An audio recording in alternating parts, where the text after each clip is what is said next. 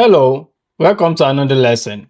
In this lesson, we are going to be setting up our target, which is Metasploitable. So we are going to be downloading Metasploitable, import it into VirtualBox, configure networking for safe isolated testing, and verify connectivity from Kali Linux. This will create the perfect legal practice environment for Metasploit exploitation. So let's dive in. Before you start, ensure you have VirtualBox installed. If you don't have it installed, you can check this video at the top right corner. In the video, I explain how you can download and set up VirtualBox on your machine. I also want you to know that Metasploitable is also called Metasploitable 2. And what is Metasploitable 2? It is an intentionally vulnerable Linux virtual machine created by Rapid7.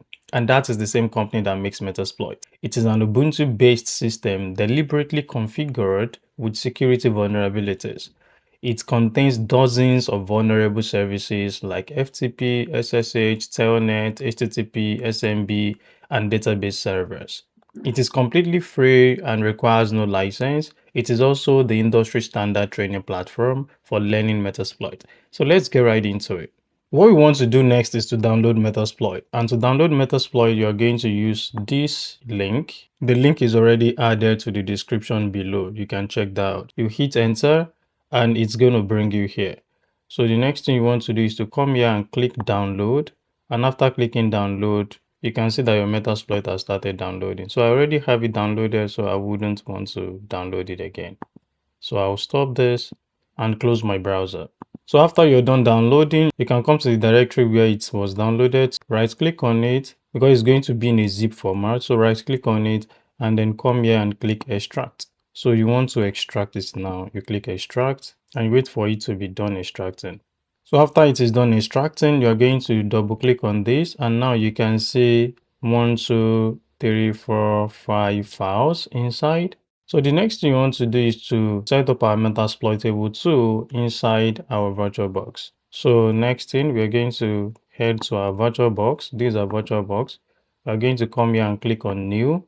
And we can name this Metasploitable 2 or just Metasploitable. After you have done that, you can come to OS here. Then you're going to select Linux.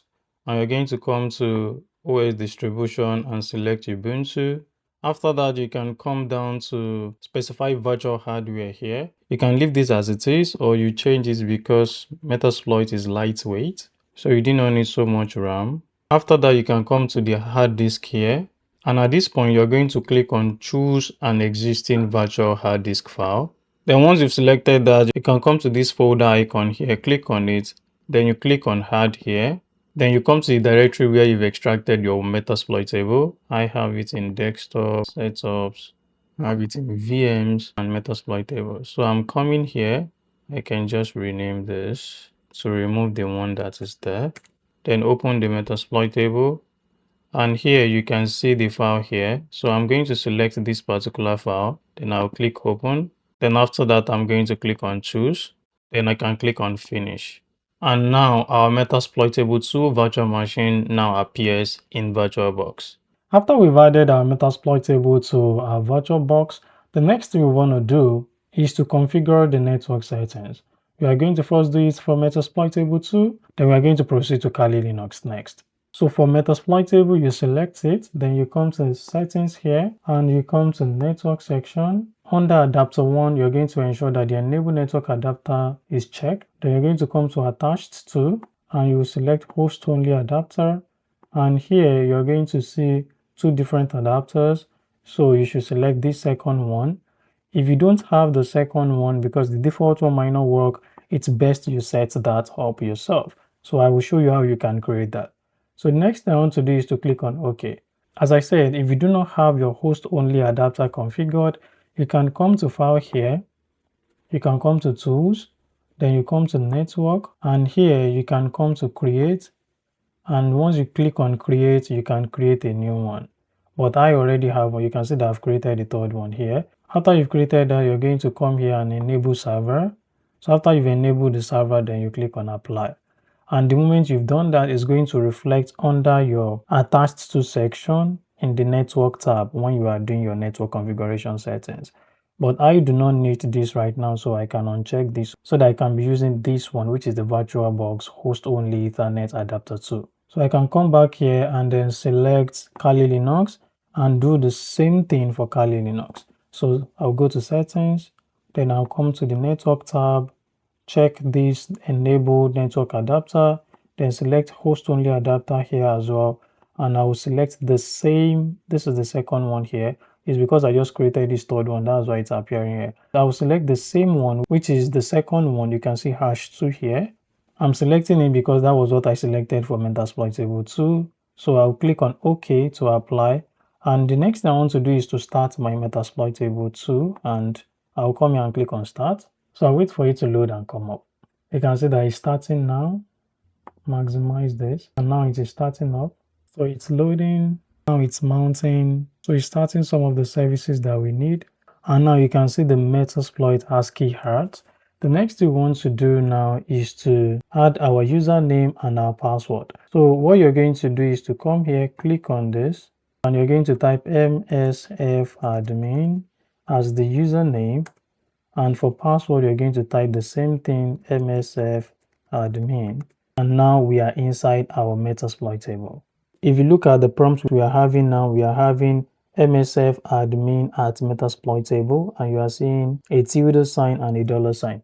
That confirms that our Metasploitable is running successfully now. So we can try to do a few things here. To check our IP address, we can type this, and you can see our IP address details here. So you can see ifconfig, that is ifconfig there, and you can see all the details to the IP address there. Next thing I can do is to look for the ETH0 interface. Under ETH0 interface, if you look here, you are going to see inet address, that is inet ADDR. You can see 192.168.112.3. In your own case, your IP might be different from what I have here, or similar depending on your host-only network configuration.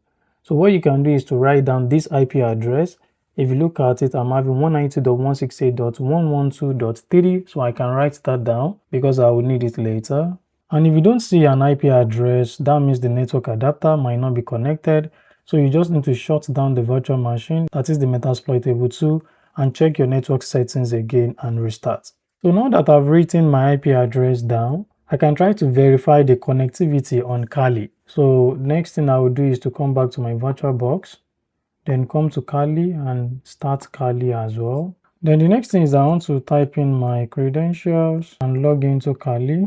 Now that our Kali is up, we can come here and open the terminal emulator. So we can type ifconfig here again to see the IP address here. And if you come to ETH0 interface as well, you can see that here we have 192.168.112.4. That means that both our Metasploitable and our IP address are both on the same network now because they are having similar addresses. Can you say? It is just the host part here that is .4 that is different. And if you come to Metasploitable, you are going to see the same thing here. You can see that it is just the .3 that is different in Metasploitable. If you look at ETH0 and you come to the inet address, you can see that we're having 192.168.112.3, but for Kali we're having .4. That is just the major difference there. So we can test to see if they are connected together. So from our Kali, we can try to ping our Metasploitable. So since I already know the address to my Metasploitable, and it is 192.168.112.3, then I can try to ping it. And you can see that I'm getting some responses. Can you see? So that means that they are both connected and they are on the same network. So this confirms the network connectivity. So I can just type Ctrl+C to stop that. And if the ping fails, probably you are seeing an error like destination host unreachable. That means both virtual machines are not on the same network. You need to verify both are using the same host only adapter and retry. In case you come to Metasploitable as well, and you are trying to ping your Kali, the address for Kali is 192.168.112.4, and we hit enter. You can see that it is working as well. So from Metasploitable, we can ping Kali Linux, and from Kali Linux, we can ping Metasploitable. That means we are good and our setup is okay. So we can use Ctrl+C to stop this as well. And to do some more interesting stuff, we can come back to our Kali here and try to run a scan on our Metasploitable. We are going to be using Nmap. So if you are not familiar with Nmap, kindly click on the video at the top right corner right now. You can learn more about Nmap there, or you check the previous lessons where I've explained Nmap. You are going to be able to set Nmap up and you're going to have a good understanding of Nmap. Right now, we just want to scan with Nmap. So to scan, you can just run 192.168.112.3. That means we are scanning our Metasploitable. Don't forget, we said that Metasploitable is just a framework or a system that was designed by default to be vulnerable. So if I want to scan this now and I run this, you can see that I'm having a lot of open ports. I'm having port 21, port 22, port 23, down to port 8180. And you can see the states here, they are all opened, and you can see the services that is running on each of those ports. As I said earlier, this is intentional because Metasploitable has dozens of vulnerable services running for practice. For more detailed information, you can run nmap, then you add the SV flag. This is for service detection, and you add the IP address to your Metasploitable 168.112.3 and you run it. And this is going to detect the service versions, so you'll be able to see if those services are vulnerable to any attack or if they are probably outdated. You can see the services here, so what you can do next is to just look at each of the services and see how you can exploit them. Now, it is possible for us to access Metasploitable web interface. In Kali, you can open Firefox, and once the browser is up, you can just type the IP address of your Metasploitable here, but you are going to be adding HTTP at the front. So you add http://, then you add the IP address 192.168.112.3 and you run it. And now we can access our Metasploitable 2 web interface. You can see that it is having some links here. It's having DVWA, WebDAV, Multilead, PHPMyAdmin, and Twiki. So that's all for this lesson. So far, we've learned what Metasploitable 2 is. We've seen that it is an intentionally vulnerable virtual machine made by Rapid7. We were able to download Metasploitable 2 from SourceForge and extracted the VMDK file. We imported it into VirtualBox as a new virtual machine. We configured the host-only networking for both Metasploitable and Kali Linux so that we can create an isolated network. Also, we started Metasploitable and logged in with the MSF admin credentials, and we found the IP address using ifconfig. We verified connectivity from Kali using ping, and we did the same for Metasploitable too. We verified that of Kali using ping on Metasploitable. Also, we scanned Metasploitable with Nmap and discovered many vulnerable services. And lastly, we accessed the web interface to confirm that HTTP is working. And overall, we're able to understand the importance of keeping Metasploitable isolated for safety. Before we go, here is a challenge question. And the question is, why must you use host-only networking instead of bridged adapter? I repeat, why must you use host-only networking instead of bridged adapter?